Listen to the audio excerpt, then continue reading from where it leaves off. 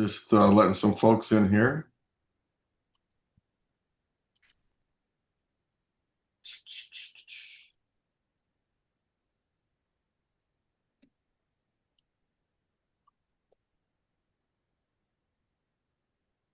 Where are you based, James? Washington, D.C. Okay. Hey, Jeff. Hey, how you doing? Good. How are you doing? Good, thank you.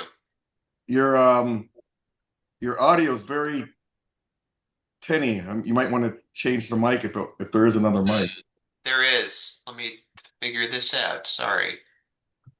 Oh, good. Uh,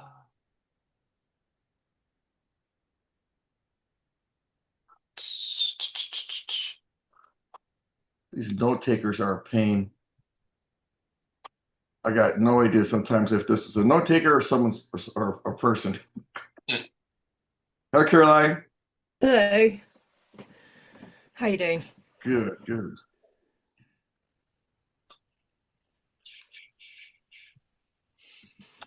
I'm going to throw out a thank you. Where'd he go? Michael. While we're getting set here, we're going to get started about 11:05. But Michael is one of my teammates as far as driving this roundtable today. And Michael, why don't you just introduce yourself and just say, hey, this is where I'm at. This is what I do. You know, we're not doing commercials on this thing, but Yeah. in chat, definitely all you guys put your information in there. But just we're going to be talking about a couple of different things today. But Michael was so gracious to let me use his LinkedIn with mine and other people like Doug in the past. And go ahead, Michael. Yeah, thanks. Hey, everybody. Good morning. Nice to meet you all. My name's Michael Bogart. I'm originally from Cleveland, Ohio. I live down in Austin, Texas. I'm a former global revenue leader, and I have since started my own company that creates, deploys, and maintains AI agents specifically for revenue use cases. So, yeah, looking forward to be here and meeting all of you. And what's something that you learned in the last 6 months? And this is a question for all you to kind of get involved in that helped your business, hurt your business, or a tip or tactic that someone told you about that you want to pass on to the group here. Help the business. I would just say, like everybody else, not only do I create and deploy and maintain AI agents for clients, but learning how to use them to run my own business has been quite invaluable. Any particular like solution that you found that was like, wow, that like I learned about Blaze.ai over the last couple of months, and I thought that was pretty cool tech, but I don't have any partnership with them except for that I Yeah. use. Yeah. Yeah, I mean, just really putting in the investment, and a lot of people haven't done this yet, so it's a real opportunity. If you haven't done so already, taking 10 to 20 hours just to create custom GPTs or custom Gemini gems, whatever large language model you want to use. And I'll just give you a couple examples of what you can do with that if you haven't done it already. So I used to, when I first started about a year and a half ago, go on Fiverr and hire people to create Yeah. professional looking slides. I put a few hours in and have a custom gem. So that's a Gemini AI agent that I can just say, here's the slide that I want you to create. And boy, it does an amazing job creating professional looking slides instantly that, I don't have to wait for or pay for. So that's one. I saw that. I saw something like that in Google Slides where you can make the slide better, and I've been using it for my deck, but then it starts to scramble some of my. Yeah. Well, Doing it. how do you get it from not scrambling your Yeah. text? Yeah, doing it in Google Slides is not quite as effective. It's the same technology. I don't know why, but it works much better if you go into Gemini. And if you have, a lot of people don't know this, but if you have a corporate Gmail account, I whether do. that be your own business or if you're paying for Gmail, you have a corporate Gemini account.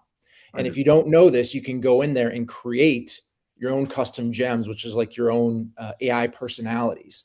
So what you do is you create your own gem to be a expert marketer slide generator. And this is my branding guidelines. And you have to train it, right? It takes an hour or two. But once you get it, all you do is say, like, create a slide for this, and it'll generate a beautiful on-brand slide. And you can do it for a whole slide deck. That's another thing. Gemini 3 is very good. That's another thing I've been finding too is that it doesn't. I have to do it for each slide too. So Yeah. I'm not the greatest at the whole Gemini thing yet. But go ahead. I'm sorry. Somebody was saying something. No, Michael, this is Doug. I was just adding that Gemini 3 has risen the bar quite a bit. Gemini 3 is very good. Oh yeah, I agree with that. That's my preferred large language model. When I'm building AI agents for like complexity and scale and all these revenue use cases, I started off with OpenAI. This is like a year and a half ago, and pretty quick. Once Gemini 2.5 Pro came out, I realized this is much better. And yeah, 3 is even better than that. That's still what I use. They were lagging behind OpenAI and Anthropic for a while, but now they've caught up, maybe even in the lead now. Yes, I agree. Guys, just to jump in, sorry, it's James here. How you doing? Good to meet you all. I just want to ask, what makes it so much better than OpenAI? Is it because, particularly if you've got Gmail and you're a corporate Gmail user, it's just so much closer to all of your other context and stuff? Yeah. Or I'll give a first answer for that. So basically what I found, again, as a former global revenue leader, is when you're using AI to drive revenue, you have to feed this thing hundreds, thousands of pages of information. So for example, right, let's say the first AI agent for revenue I ever developed was the forecast inspector. So think about all the pipeline that you would be managing as far like in your team that rolls up to you. Yeah. And each one of those opportunities has a few call transcripts, a few email threads that are, hundreds of pages long or whatever, notes, next steps. What Gemini does better, I found early on, much better than OpenAI, is it can find the needles in the haystack. So you send it 1,000 pages of information and you tell it to cite your source. Oh, we have a champion because of this email on this date or this call. OpenAI struggled, ChatGPT struggled a little bit to get to the granularity that Gemini did. That's what I found. I don't know if anyone else has any other opinions on that. Well, you also have, OpenAI. I literally just deleted all my chats and all my memory from ChatGPT because it just went really stupid and wouldn't stop. Yes. I literally said, please quit give me a dissertation. Please quit, giving me this narrative. And he goes, okay, here's no dissertation. I was like, that is exactly it. Part of it is that OpenAI's model was out first and everybody else is learning from the mistakes that it's making. And since it's such a hard code thing, it is now a big ship to change. And as they do changes, I mean, their last update really changed how you were supposed to be doing prompts. And then that screwed up everybody. So they kind of went backwards. It's a big ship to change. So the newer models are learning from those mistakes. Yeah. So it's fresher, cleaner data and behaviors. Can I ask a question? Huh? Can I ask a question? Let me go to Nico or Nico. Neko. Yeah, that's me. Oh, that's you. Okay. Yes. So Michael, I'm a big user of Claude, and I've built. I have more than 20. Well, it's the agents are called projects. Yeah. My CMO is I have an AI CMO and have an AI project manager, and I'm building agents for every one of my clients to manage their projects. And what do you do? And where are you based? What do you do where are you based? Where are you based, and what does your company do? Okay. I'm based in New York. And we're a video production company. Okay, go ahead. Sorry. Yeah. We do remote video for our clients. So we're mainly helping them with social media, video content, and testimonials. Now, the question is, I've tried building gems in Gemini, and I found it much more limited than the projects I can build in Claude. So I'm wondering if you had a different experience. Yeah, great question. And I've heard a lot of things, even in the past 2 weeks, about how much Claude has advanced. To be completely honest, I haven't used it much. What I do is more API connections for my customers that want to build a stack of revenue agents. And I use Gemini Gems just because I use Gmail, and it's a very powerful tool. Now, if anyone else has used Claude and thinks that it's better than Gem, I would be open to that. But for the use cases of revenue agents, again, what I'm generally doing is sending all this information, emails, call transcripts, notes, next steps, and I'm telling it to find needles in the haystack, forecast the deal, give me a probability close. And Gemini, I have no room for improvement. It does such an amazing job for those use cases that I found. But if anyone else has used Claude, I'd love to hear their opinion. Yeah, I have actually used Claude. Sorry if I'm interrupting you yeah, guys. guys, if you guys, I want to make sure we raise our hand because I need to basically moderate this somewhat. But Oh, sorry. My name is Mustafa, by the way. Can I go ahead? I'm actually want to go to Noah, who's All right, sure. and then I'll get to just raise your hand. Right now I got Noah, then I got Alex. I gotta go. All right, I got it.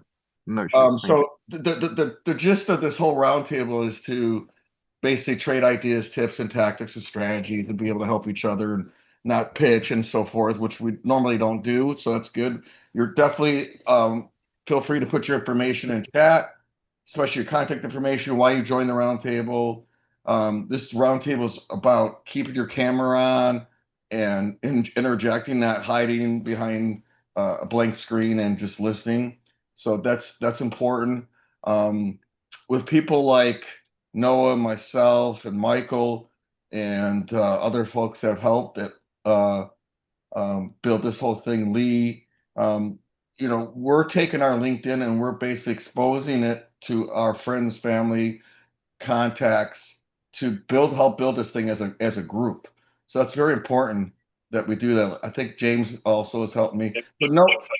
So Noah, why don't you kind of if someone could turn their mic off because it's feeding back, but Noah has helped me build this as well, and I just wanted to kind of throw out a thank you to Noah as well, and have him just give you a tiny bit why he did that, because he is someone that I trust in what he does, and Noah, can you just give me a quick intro and why you joined the roundtable and a tip, tactic, strategy that you learned, kind of based on what we're talking about right now?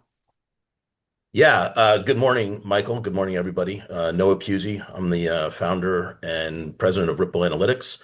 I joined the roundtable because I wanted to be able to share stories and hear stories about what works, what doesn't work, and really everything in between. I think when you're a solopreneur, it can get a little pressure packed, and you need to hear some valuable information from third parties that you trust. And that's why I opened up my network. I want everyone to learn from what we're doing here at the roundtable. A tactic I employed about 6 months ago was not having the seventh touch with a prospect. I know 80% of sales occur after the eighth touch. My data says it doesn't. I've never closed a deal after the sixth touch. So when that prospect, I get to the number 7, I politely tell them, this is the end of the road. If you want to work with us, great. If not, that's okay. But I'm a data analyst, and if I don't look if I look at the data and it says that I've never closed a deal in 10 years after the sixth touch, then certainly not the seventh and certainly not the 10th or 11th. I'm just going to cut bait and tell them it was nice to meet you. If I can help you in the future, great. Yeah, don't hit someone with 15 messages. It's annoying. It's obnoxious. Yep. Just so you know, this is what I've been running for the last 3-4 years. It's got me leads.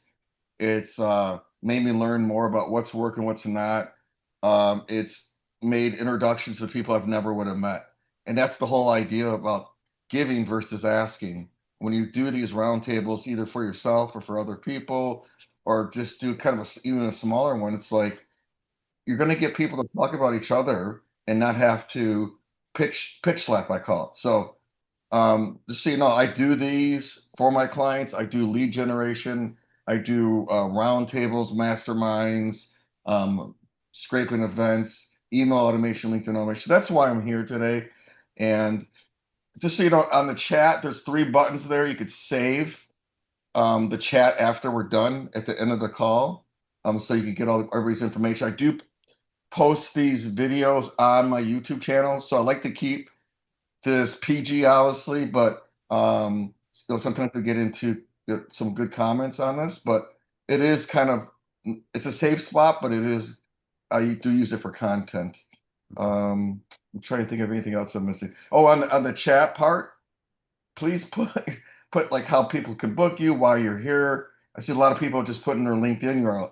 You got to think about when you post anything on this thing, whether it's content, on LinkedIn. Who cares? So what? Why you telling me this? How you going to help me? Yeah. If you just kind of do that whole, here's my phone number, here's my email, and they don't know who you are, it's not much of a, why should I reach out to you? So Alex, go ahead. Thank you very much. So I am in the consumer space. I come out of advertising and marketing, but I've pivoted into the wellness consumer space. I have a company that uses AI that takes a 30-second voice clip, we analyze it, and we put out wellness reports. The reason I say that is this. I use a mix of AI. I use, obviously, OpenAI ChatGPT because that was, as pointed out earlier, out there first. I use Claude for certain things, but I'm most interested in understanding Gemini, and it's not actually something that's in my call it stack currently, though I use it as a Gmail person and I use it whatever, as a viewer. I'm trying to integrate it because I use a varying stack of things, whether it's Airtable or Tally, different CRM programs, because I'm an automated system. You do a voice thing on your phone, it gets webhooked, pulled up into our thing, it gets analyzed, pushed out. I don't want to get into granular detail, not for this conversation. But what I'm trying to figure out is how do I identify the best tools that each AI has. So I really appreciate what was said a couple minutes ago, how it integrates into Gmail and it can get granular. And I do appreciate the fact that ChatGPT has actually gotten stupider over the last couple months, not more innovative, but it still, at least for me, houses some templates. It has some locked in rules that obviously I can convert someplace else. But is anybody using a mix of things? And there isn't just a driver on the on the cart, but a mix of things. And then the real question is, how do I, as a consumer insight person trying to obviously generate leads and get more people to use my product, how do I set up whatever the rubric is that I can identify what each one does best? Where does that A/B testing exist? If it does, great. And if not, is it just talking with professionals like this, which is why I joined this conversation, to hear what other people use? How are people testing out as opposed to just continuously porting from one to the other and having to learn a new language or whatever the case is? So that's really my question of, like, what's the best practice? Alex, I'm sorry. Who has a good answer for Alex? I mean, hi. Go ahead. Google may have gotten stupider, but it's still not Google. I'm sorry, ChatGPT. It's still, for me, I can do the most in it. And then once I get what I want out of it, then I am putting it into Claude, which I believe at the moment, for me anyway, is able to translate what I'm trying to do to who I am better. But like I use it to formulate spreadsheets, and I'm using ChatGPT to do a whole lot more than just create content. It's not what I use it for. And I find that Claude and some of these other ones are still not able to do it. It gets stuck. So I start in ChatGPT with foundational things like frameworks and rules and things. And once I get my final output, I am then putting it into Claude, because I think Claude is then the smartest, if that's helpful. I hope that answers your question. What's the Perplexity approach as well? Because I see that Perplexity says, oh, we have all these different engines, and one subscription, you get all of it. Can anybody also educate the group here on Perplexity versus the other AIs? Yeah, happy to jump in there, Michael. So back to, I think, first of all, Alex's question, I don't have a good answer of how do you stay up to speed with which large language model is the best at this, and that you just, join calls like this, experiment. Maybe there's something out there. I don't know that. But Perplexity, that large language model is basically a large language model connected to search engine. So if you want to ask Gemini or ChatGPT a question where, like, if you're trying to replace Google, Gemini and ChatGPT don't have access to real-time information, whereas Perplexity is the large language equivalent of a search engine, if that makes sense. But is it taken from 6 or 7 different? If we're going to go with one AI system, and I use ChatGPT a lot and some Gemini, should I be using Perplexity for everything, or should I be what? No, I don't know what to no. do. Perplexity, like I said, that can be a more effective Google search engine, for example, whereas you wouldn't use Perplexity to create the revenue AI agents that I'm talking about, or anybody else would probably need. I would say ChatGPT and Gemini and Claude and Grok. Well, Grok's also it's integrated with social media. It's integrated with X. So it gets confusing quick, but I would, if we're going to like do a simplistic categorization, ChatGPT and Gemini are similar search engines. And I think the argument is Gemini's become far more advanced. And then, Perplexity is a large language model connected to a search engine. So think about it of like Google on steroids. And then Grok is a large language model that has real-time feeds from X. I hope that's helpful. Roger. Sorry, I just turned my audio on.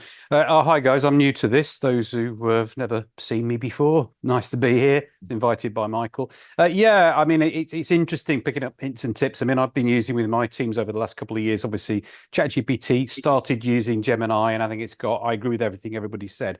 But I don't know, has anybody been using Gamma? So I tend to use Gamma for them producing decks and slides and documents, and found that to be unbelievably helpful. I mean, you've got to do the pre-work in something like Gemini or ChatGPT, but then feeding it into Gamma to actually produce kind of usable documentation. I found that unbelievably helpful. Is Gamma for documentation? Yeah, really. That will produce really high quality slides, and it saves an enormous amount of time. But you've got to do the pre-work. I use Gamma a lot. I have to be honest with you, because I'm in the Google ecosystem. I find Notebook LM is just crushing it. I think Gamma, in my humble opinion, I can drop a document into Notebook LM because I've already written the document. I know exactly what it is. And as long as I know how to frame it, it gives me back unbelievable results, as opposed to Gamma takes some weird liberty. Like all of a sudden everything looks like Japanese anime or something. And I have to go back and figure out what happened there. Yeah, this is Deidre. I would agree. I apologize for not having my camera on. I just had retina surgery. So for any of you that had that, I'm not a pretty picture right now. So I'll have my camera on next time. But I would agree with the comments that were made around Gamma. I have not used the other one that was mentioned. It does lean toward the anime side. I will not. The only challenge I have with Gamma, it when I throw in the prompts, it produces the exact presentation that I want, and it's ready for prime time. I would say about 90% of the time.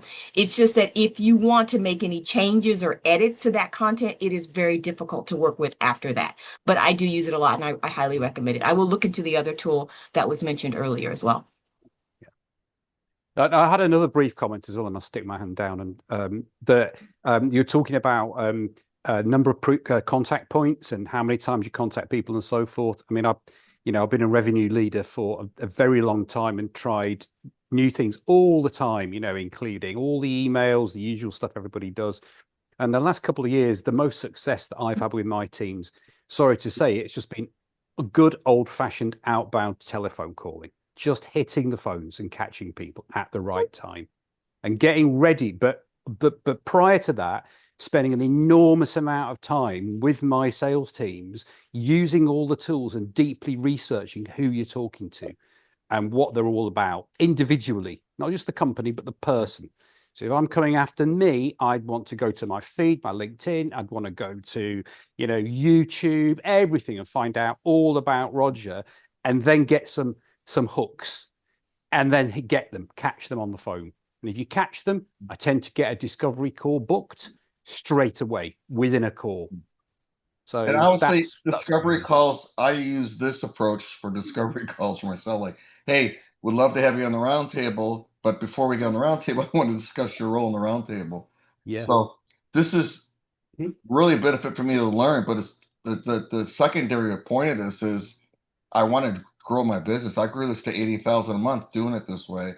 And I'm basically an agency with a very small team that uses bots and automation instead of a lot of humans to do stuff. So definitely think about where you can automate and where you can't, and use human when you can. But I also want to say thank you to Roger too. Just got his LinkedIn loaded up today to start helping build the roundtable. I mean, again, I can only do so much by myself. So if you guys want to interact and continue to interact every week and be on these calls, welcome to do that. But I'm going to always give preface for people that are, catch 22s. Like they're trying to help grow this thing, not just for me, but for them. And if you can sit there and say, well, I'm willing to put my LinkedIn connections on the table here and say, let's do a round table where you can mention me like I did earlier. I mentioned some folks that have helped. Um, it's not just for me to get leads from you. It's me to help grow the base of this because every person we add to this is like almost like fivefold. You add people, Sean adds people, Michael adds people, Doug adds people, and it just turns into a huge amount. Like, if I could get 300 people to show up to this, great. Because you might not be able to chat during this thing, but you could probably reach out to Steve, Roger, or Tom by clicking under LinkedIn and set up a one-on-one. And guess what? Maybe I was one of the reasons why you got connected, or maybe Steve was. But otherwise, how are we going to just go out to conferences all the time? It's great to go to conferences, but that's not really a way to do things in today's world because it's this time and money and travel. Sean, why don't you go ahead? Morning, guys. So I'm Sean Cook. I fractional CRO. Most of my career has been in MarTech, and so I'm really focused on MarTech companies and IT, MSP, ITs, services, orgs. And so I'm here because I'm interested in sharing ideas, particularly as it relates to, solving the problems that uh, we are seeing with B2B sales organizations. And the one of the ones that I focus on two of them. One of the ones that I am really curious if others are doing things for, which is referrals. There are crazy public problem proof statistics out there about what's going on in B2B, the percentage of sales reps that are making quota, by the way, down to 20% or so, where we have, 13% of the sales team carrying 80+% of the revenue. And a 65% decline in the percentage of sales reps making quota since 2012. What do you do, Sean? I'm sorry. I don't know if I was not paying attention, but what do you do and where do you live?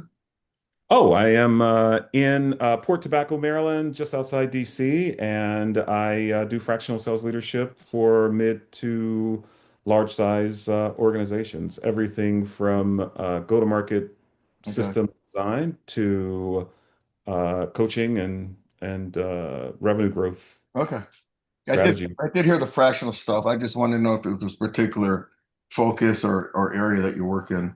Mostly with tech, SaaS tech, IT, MSPs. I have a good number of companies that are MSPs and MarTech companies because I spent my early days at Cision and Eloqua and Triblio. You found a magic bullet for MSPs. I work with them as well. I don't know if anybody else here, but they seem to be such a commodity and the lowest price wins and a lot of even if they're tech companies, a lot of them are not very technical people.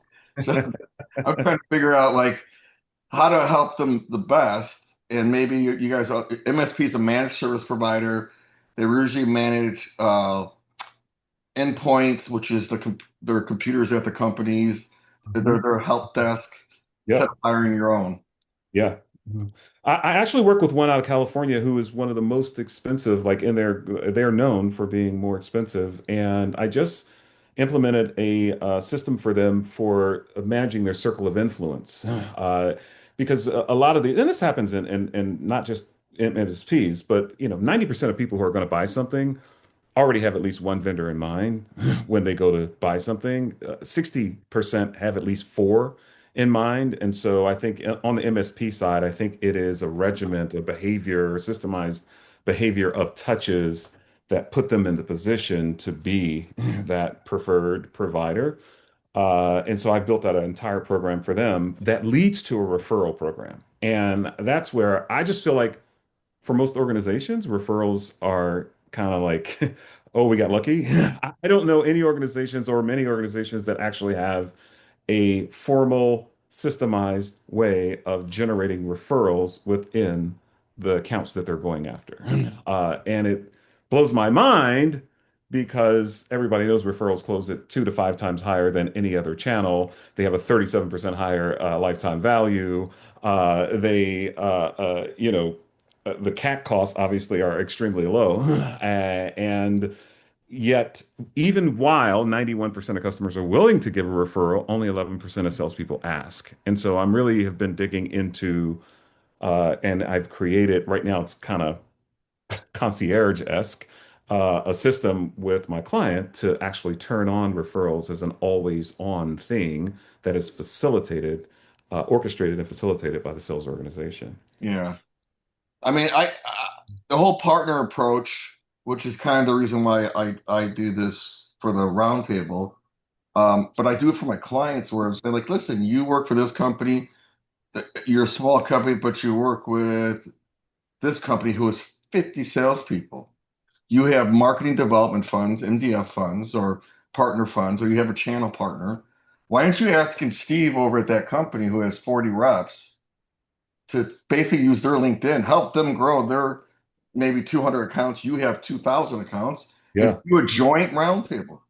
Yeah. Whether it's me helping or you guys just doing this on your own, think about the trusted advisor approach, but don't just say, hey, can you introduce me to Steve or Tom? Take their LinkedIn and say, I'm going to automate it for you. You don't have to do anything. It's not that expensive. Either A, have someone like me do it, or B, figure it out on your own. Just be careful when you do LinkedIn automation or email, especially LinkedIn. Don't spam, don't pitch slap, and look at other people that have first connections they sell this to the same people, but they're not competitive. Yeah. This is the reason why I've grown my business so fast, is because I use a trusted approach on partner, So that's interesting for me to kind of think about that stuff. Let's go to Rook. What's up, buddy? How are you? Hey. Oh, I am Rook. Branding, marketing, sales. My goal this year is to help 300 companies get predictable revenue, and it's going actually really, really good for those numbers. So I love that. I was just raising my hand. I have a thought, but I also raised my hand for the Claude conversation. Claude is incredible building code and building agents. It doesn't deploy them. So Gemini is deploying, great, but I just want to just give you that quick answer. It does a lot more cleaner code than anything out there that I've seen, without any noise, without any weirdness. You asked the question, Michael, so I just wanted to kind of answer that. Me and my whole team have the team experience through Claude and personal ones as well. And for anybody who likes to research, because you spurred this, research people before you meet with them on LinkedIn, I would love to show you what we have. We have what's called the Game Changer Seller. It's one of our things that does all of them, find their interest, tells you, hey, you two have this thing in common. Here's some icebreakers, blah, blah, blah, blah. Happy to have that conversation with you offline. Cool. Thank you. Oh, by the way, this is for everybody, because hey, no more of this crazy animations. Okay. Okay. T. Morris. Good morning, everyone. That was a good one. Good morning, Mike. Happy New Year, everybody. New Year. I'm T. Maurice Fowler, leadership strategist and CEO of Fowler Media Group. Just piggybacking off of the AI conversation, what I'm finding with AI is that the models that you need to use are based on what you want to do. And this is what I'm seeing, because we deal with publications, we deal with media, music, film, video, and there's no one AI model that deals with everything. I wish there was. I mean, you get Gemini, you get Claude, you get Chat GPT, but each one is like a niche. So what I do is I actually go to Chat GPT and ask and listen, I need videos for this. What is an AI model that I can use? Or I need to do this. What is the AI model I can use? And we've been getting good results with that. So I just go right to Chat GPT AI to ask about AI. Yeah, that's actually and it comes through. Yeah, it's a good idea. I go to AI to find out about AI, and when I deal with AI, I actually treat it like a person. And it's really, really interesting. This is much more. And I have these conversations where I say, listen, you're going to gain consciousness AI, and it actually laughs And I know it's looking at me because it'll send me an emoji in the tone of my skin, and so I just laugh. I say, hey, AI, you got some secrets. Yeah. So anyway, AI will tell you about AI. Let's go to Ibrahim. Hi, everybody. Ibrahim. I work in the ABM and content space with fintechs. I'm based out of New York. And what I found a lot of the times, and this is a precursor to, because a lot of the interesting points that were mentioned, I want to try to give my take on it. But what I believe is that the specificity of ABM is something that you don't need to sort of maintain just for the upper tier companies now. I think with LLMs, it's possible to really send personalized outreach and personalized content for companies across the board and across especially in the B2B space. And I think this goes back. So the 2 points I wanted to respond to was one, Roger mentioned the importance of research.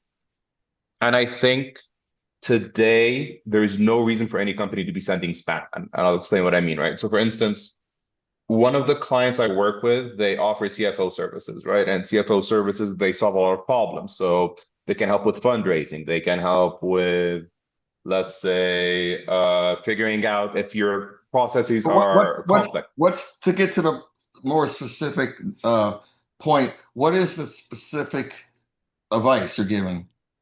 So 2 things. One, before we send any outreach, anything else, I think if there's a way where you can segment the ICPs that you're sending to through LLMs in a way where you're being hyper specific with your outreach, that makes a huge difference because the content you're sending is relevant.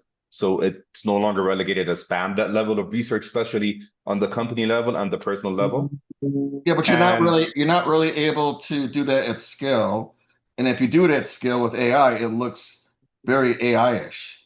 No, I think it's doable without that, so long as you have a very clear process. And I'm happy to share sort of a lot of the content and stuff we're pushing out from my end. Yeah, we can do that offline with people. But yeah. What I'm saying is when people talk to you about what they think your problems are, and you're doing all this research and then feeding back, regurgitate either what they do or what you think their problem is, you haven't earned the right yet. You know what I'm saying? And so you have to basically build a relationship, just like you would with a woman or man, whoever you're dating, and say, let me get to know you before I start giving advice. So that's my opinion. I hear what you're saying, but I see a lot of like, I'm gonna align with you on email or LinkedIn, and they haven't earned that right yet. And so that's just my opinion.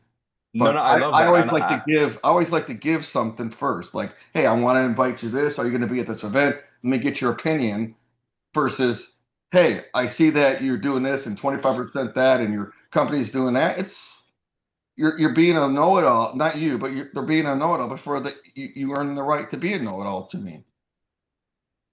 I think that's a very interesting perspective. I love that. I love the idea of when have you earned the right to give advice, or when have you earned the right to try to, and I love the example of, for instance, if we're talking about you're asking someone out on a date or any other analogy. It's business dating, and it's dating, but it's business dating. So 100%, 1,000%. Don't throw up. Hey, I got a Porsche.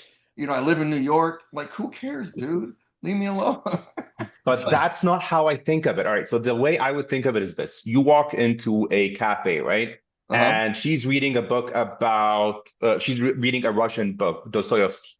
And you have experience with that. So you're able to bring that up in the conversation organically and use that as a segue. The idea isn't, and it's to find that point. But that's asking their opinion. That's different than how you do it depends. How's that book going? Are you enjoying it? Like, it's like if you ask someone like, what do you think of this conference? What do you think of that book? That's a me for them, right? But if you're saying something like, I think I understand you. No.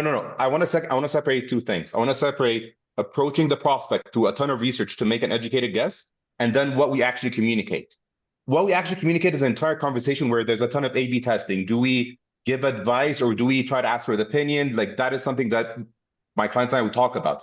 But the idea of rather than just approaching them blind and noticing that she's reading a book about Russian literature and using that because you also appreciate Russian literature and using that as a way to enter, but then doing that at scale because AI allows that, then rather than having to do that per person, that is the philosophy or the mentality that I feel should be prevalent now amongst sort of, people working in the marketing and the CRO space.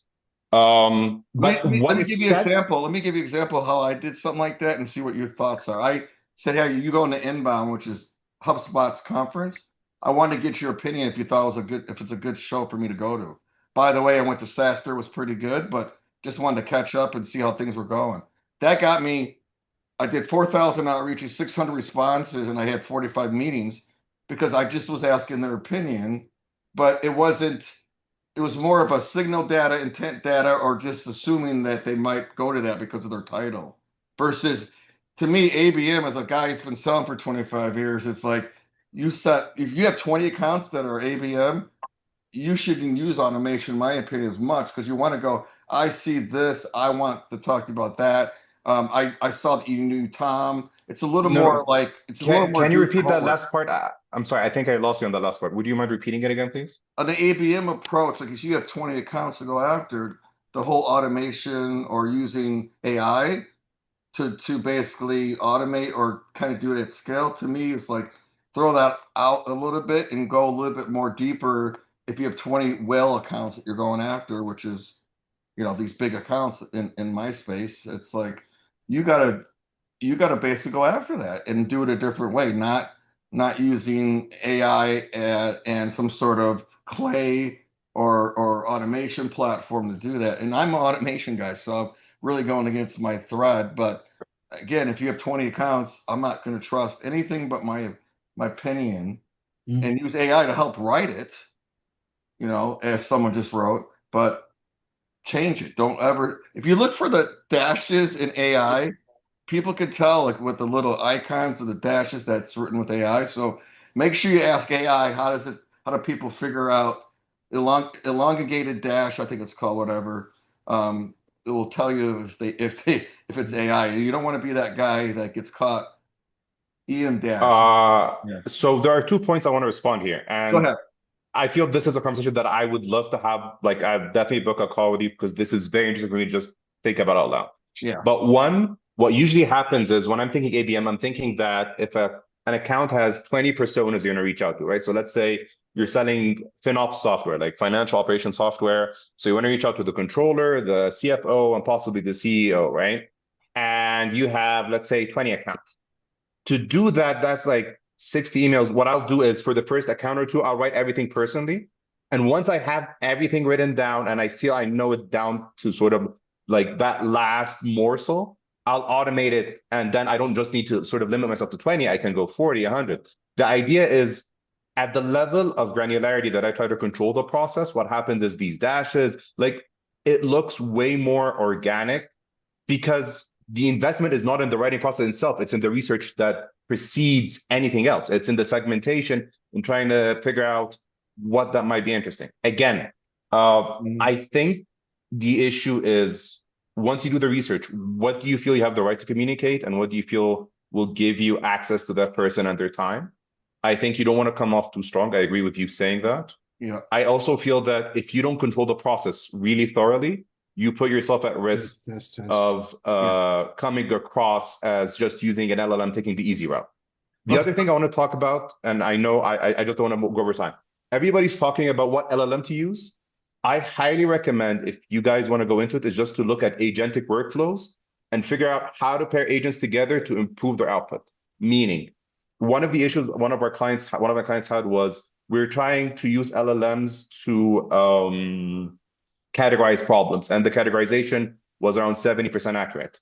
So what we did was we used 3 LLMs and we had a voting system where if 2 LLMs agreed on a category or a segmentation, then that was the segmentation assigned. And if all 3 disagreed, then we repeated the process.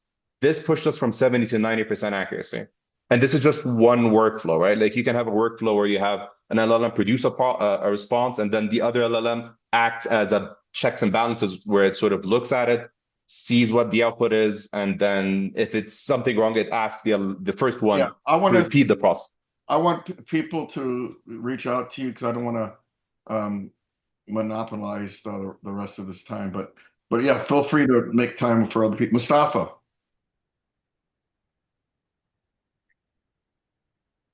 Hi, everybody. My name is Mustafa Khan. I am the co-founder and CEO for Social's lead generation agency, specializing in generating inbound and outbound leads for B2B businesses. And it's been 2 years in the business. And initially, we started this company as a personal branding agency. Then we moved towards a lead generation agency offering outbound as well. So I was listening to everybody's conversations about AI and stuff. And to be fair, for my own side, when it comes to creating content, I believe that Claude is the better option. And I'll give you a very good example of that. We actually do high value Twitter threads. If you don't know what they are, they're basically long form Twitter posts that we do over there. Targeted reach is like 1 million to like 450 million views that we have hit for ourselves and our clients as well. If you want to check out my work, you can definitely. Hello. What happened to him? Okay, I lost him. Corey Lancaster, go ahead. Hey, how's it going, everybody? Hey, I appreciate everybody's time today. It's been well. It's funny he was talking about Claude because I'm a Claude fan myself. But like with anything, it's how you add something and what the expected result that you want is really key. I have a IT security services company, CISO as a service, similar to fractional work, but we do more services based versus like hourly and task based stuff. But all things IT. I just got IT certified. I actually wrote a book on IT security. So it's funny he was going down the road. I think I was going to respond to, but I'm in the DC metro area, and really I'm just here to go ahead. I'm sorry. What's your tip or tactic? Like we got like 15 minutes left. I just want to make sure we get everybody in. What's something that blew your mind? Like, man, I should have figured this out 6 months ago, or I did figure it out and it was a bad idea. With AI? Anything to do with sales, marketing, business? Well, I'll do quick three things. First thing is never send an invoice that's not discounted. So make sure you always have that retail price on there. So when you discount that, you can write that off.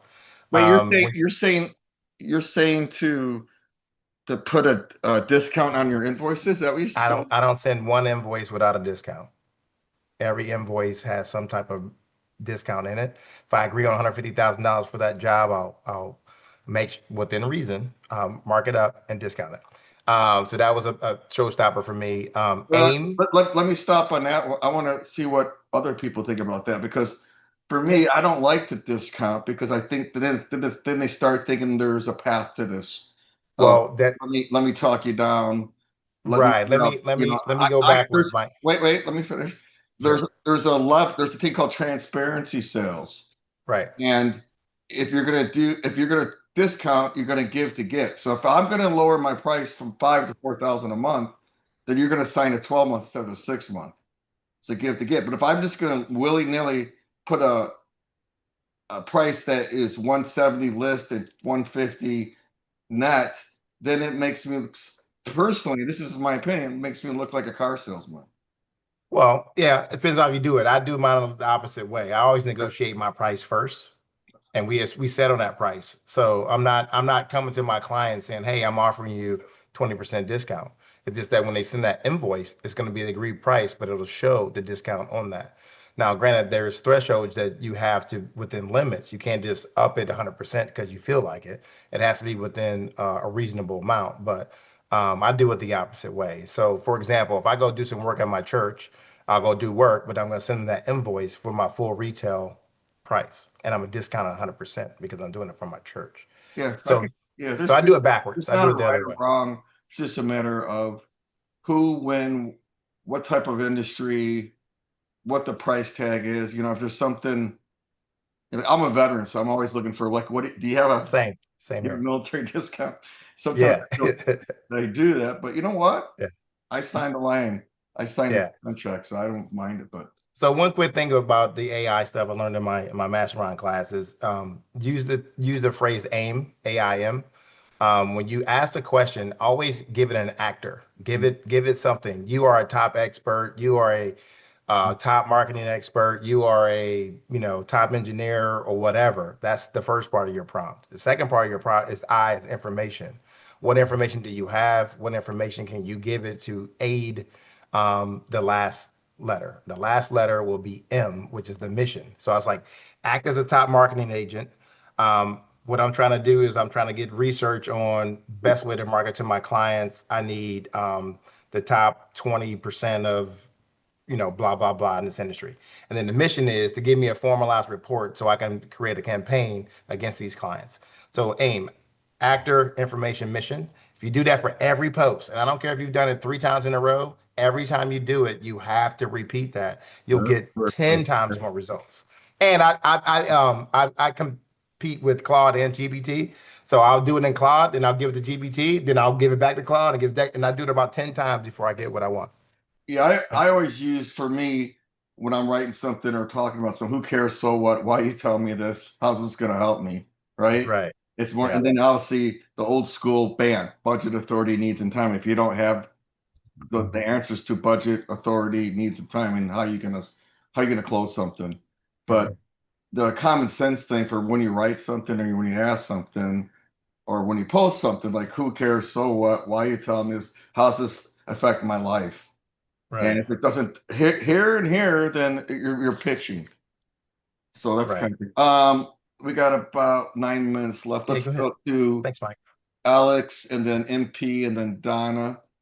Let's see if we can get through the So rest of the folks. I just have a really quick question based on a comment. So back to the AI agent conversation from long ago.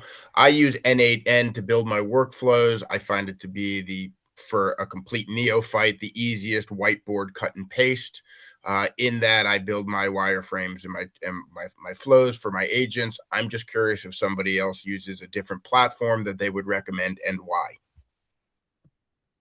Hey, Alex, I also use N8N. I started on make.com just because that's what I started on about 1.5 years ago, but I have a customer using Power Automate.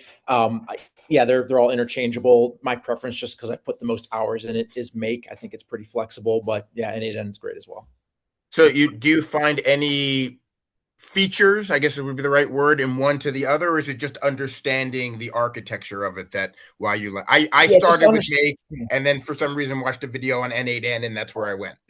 Yeah, it's really just being comfortable with the interfaces. I would say that N8N has a unique feature I'm sure you're aware of, where you can deploy on your own private cloud. So if like for me, as I'm deploying these agents, part of my value proposition is that it lives in your environment. It's not on like my infrastructure. You're not buying my software. So if they have an N8N instance and they need something in their personal public cloud, that works. If they have an enterprise subscription to Power Automate or Make, then we just build in there. But that is the unique feature of N8N that I don't think anyone else has. Other than that, it's just which interface you're comfortable with. I find Make to be just super simple to use. Simple as that. Thank you. Let's go to MP. MP Michael, that me?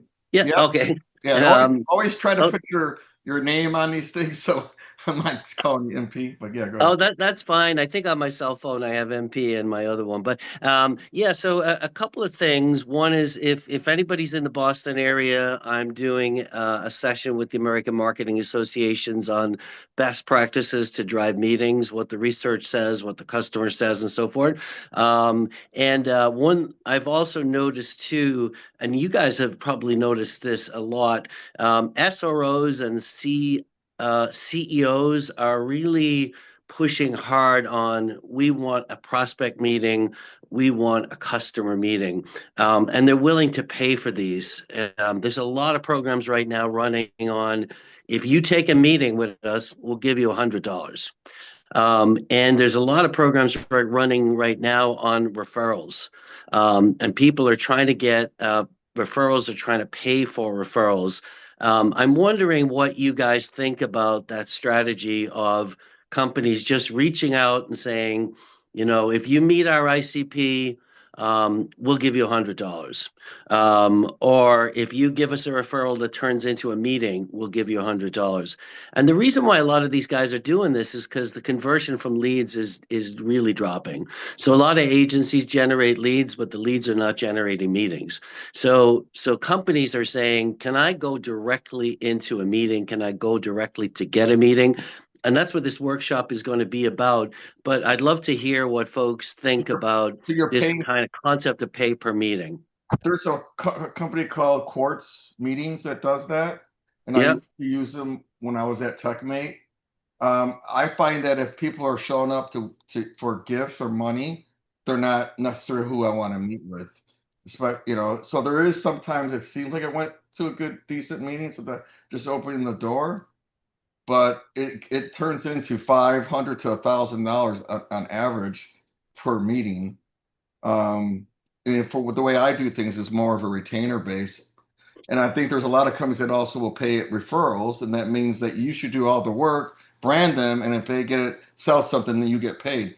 That's not cool either, in my opinion, because then I'm doing all the work, and it's your brand.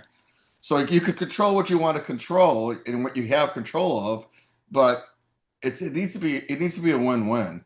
And I personally, the way I do my lead gen, you guys can, everybody else could chime in here. People either do a podcast or do a roundtable or ask someone about their opinion about a conference, because they're going to a conference or they're going to think about going to a conference or in their space. It's much easier just to talk about what your opinion is versus paying them. I don't know. It's like, this is going to sound bad, but think about in the dating world. I'll go out if you pay me. Yeah. Well, most of my leads most of my business comes from speaking at, the CMO Club, American Marketing Association, Demand Gen Conference. And because I bring a lot of research and insight to the table. But one thing on another model here is that you don't pay for meetings or referrals, you pay for expertise. So you pay to interview the customer or the prospect on how they're solving the problem. And then you bring your client into that discussion. So it's a different model. It's not sales reaching out, it's research reaching out. You interview them about their process, they're challenging in terms of getting the job done. And then the client gets to talk about how they can help that customer.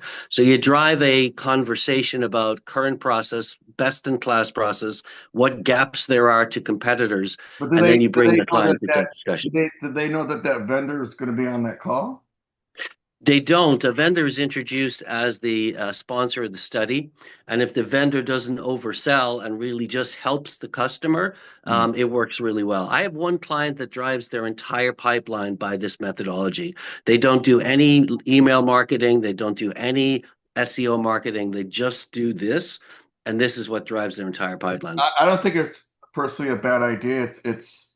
I think it could go the wrong way if you have somebody kind of on there that it looks like a vendor. It's kind of like the podcast roundtable approach, right? Let me interview you to see if this is a good fit, blah, blah, blah. And meanwhile, you're really trying to get a discovery call done. When I worked in TV production, we had a show called Chicagoland Works in Chicago. And we'd say, listen, we're having one company that does staffing on our show. So our producers need to pick you, but we need to see if this was a good fit, and we're going to air you. By the way, we'll give you a little training video on it, but it does cost. Yeah, no, I like that. And customers and prospects really like to be interviewed, and they really like to share their expertise.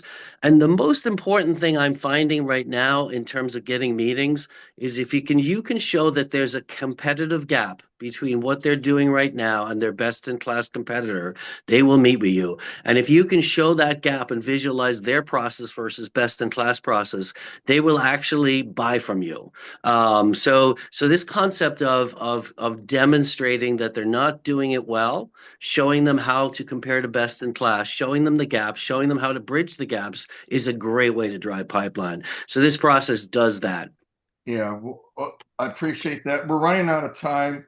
I forgot to also thank James Donaldson as well as someone that's helped build this up. So I appreciate you, James.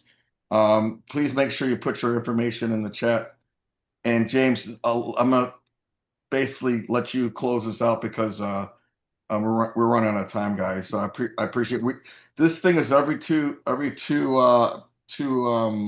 weeks. I do have a CMO roundtable today that's I'm doing for a Flowcast.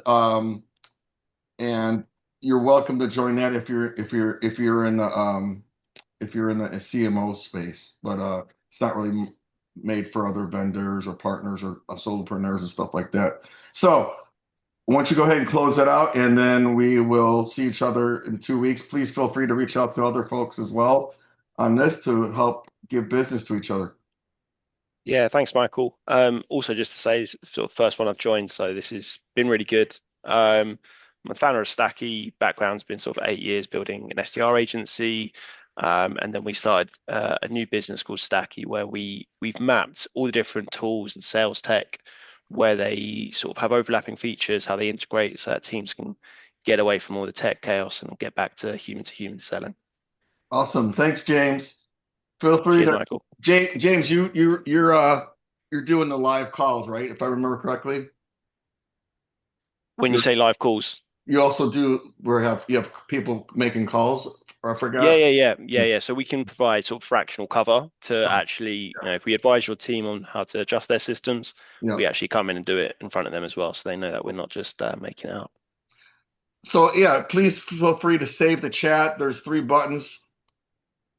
There's three buttons in the chat where you could save chat. I'm gonna post this this video on my YouTube channel.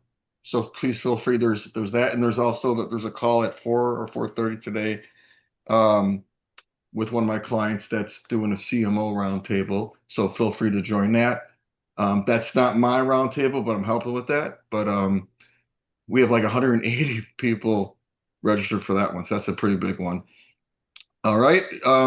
Thank you, everybody. Sorry if I had to cut anybody off, but I just want to make sure we get to the point, and make sure that we get everybody to discuss. Again, I've told some folks on this thing, if you're going to come on a weekly or monthly basis and continue to engage and use the free service, I would love for you to be kind of part of the solution, like Noah and Brad and all these other folks and Doug and Michael, who have basically said, hey, you know what, I'm going to use my LinkedIn and help you, because that shows me that you're a giver and not just a taker as well. Because I want your opinions, but I also want you to help me grow this, because this is not just for me, it's for all of us. God bless. Happy New Year. Love y'all. Take care. Take care, Thanks guys. all. Bye. Bye.